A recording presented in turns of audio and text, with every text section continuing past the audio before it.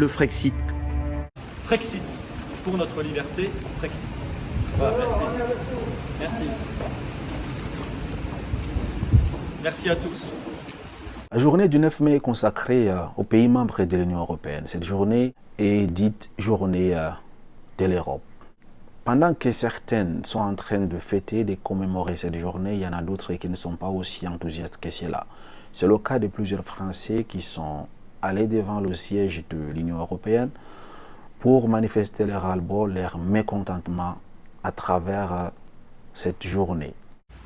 Voilà, le jour où ils veulent rendre le drapeau européen, c'est-à-dire ce machin illégitime, rejeté par référendum obligatoire, nous, on en fait ce qu'on doit en faire, c'est-à-dire on le dégage. Voilà. Oui.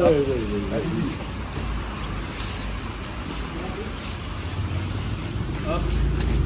On est dans l'institution européenne de siège de Paris. Ouais. Voilà. Et à la place, le torchon par terre, voilà, notre vrai drapeau qui est.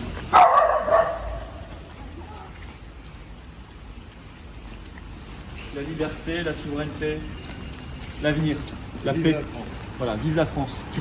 Pour la majorité de la population, l'Union européenne, c'est une dictature. Pourquoi? Parce qu'ils ne sont pas indépendants, ils ne décident pas et toutes les décisions sont prises à Bruxelles.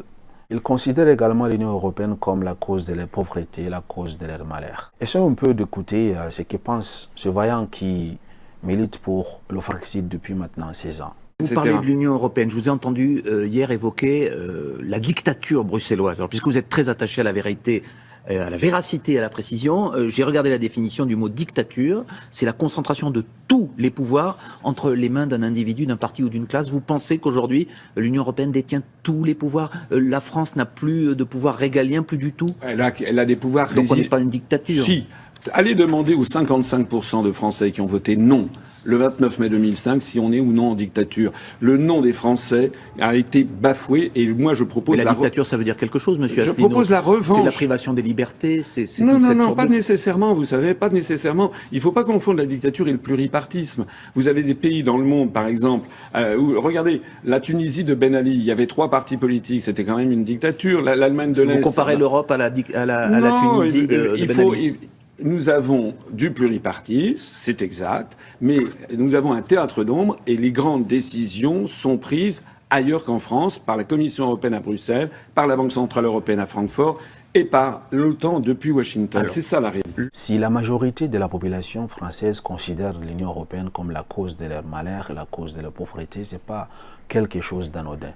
Prenez juste cet exemple où l'Union européenne avait voté 2 milliards d'euros pour accompagner des projets dans les pays européens. Cet argent a été détourné vers l'Ukraine afin de soutenir l'effort de guerre, mais également de leur offrir des armements. Cependant, que pense Florian Philo, président des Patriotes, sur l'Union européenne et le Frexit?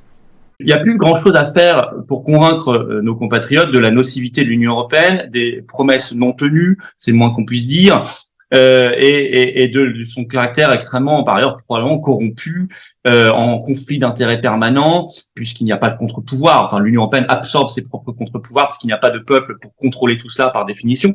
Et je crois que le travail est assez largement fait, ne serait-ce que par la réalité. La réalité, le réel est là, les faits sont têtus. Maintenant, je crois que l'étape suivante, c'est qu'il faut redonner aux Français confiance en leur pays.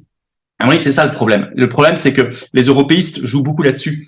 Et on a détruit méthodiquement au plus haut niveau de l'État depuis au moins Giscard, qui a commencé à dire la France est une puissance moyenne, elle ne représente que 1% de l'humanité. Mitterrand, l'Europe est mon avenir, la France est ma patrie, sous-entendu la France est mon passé. Le Chirac, bon, qui a accompagné tout ça, et puis ça s'est accéléré avec Sarkozy, Hollande, Macron, l'horreur. Enfin, Macron, c'est la souveraineté européenne permanente. Bon, il n'y a plus rien de français dans ses discours et dans son action. Et ça a sapé la confiance des Français dans leur propre pays. On s'est dit, on peut plus rien, on est tout petit, regardez ce que vient de dire Attali, qu'a rappelé Charles-Henri. Il a effectivement écrit sur Twitter, sans l'Europe, la France n'est rien. Ce qui est extrêmement choquant de lire une chose pareille est faux, totalement faux. Donc, si les Français retrouvent le goût de leur pays dans le sens où ils comprennent que la France a des atouts, que la France a une position, une profondeur historique, culturelle, civilisationnelle, que la France a une position géographique, diplomatique, géostratégique, que la France a des attributs de puissance, et que la France a des atouts dans le monde, avec notamment aussi son espace maritime, l'outre-mer. Si on comprend tout ça, si on voit aussi les exemples dans le monde, tant si nombreux sur le continent européen et ailleurs, de pays bien plus petits que la France, bien moins puissants que la France, qui sont libres et qui s'en sortent très bien, alors on retrouvera confiance dans notre pays, et alors l'idée d'un Frexit coulera de source. Le 29 mai 2005, si vous vous rappelez, il y avait eu un référendum sur le Frexit. 55% de Français se sont prononcés contre le maintien de la France au sein de l'Union européenne. Mais cette décision, malheureusement, n'a pas été respectée par le pouvoir de Bruxelles. Alors, quelle est la solution possible pour faire entendre la voix du peuple? Il faut faire la pression parlementaire afin d'organiser un référendum pour laisser aux Français de décider s'ils veulent ou non de se maintenir au sein de l'Union européenne.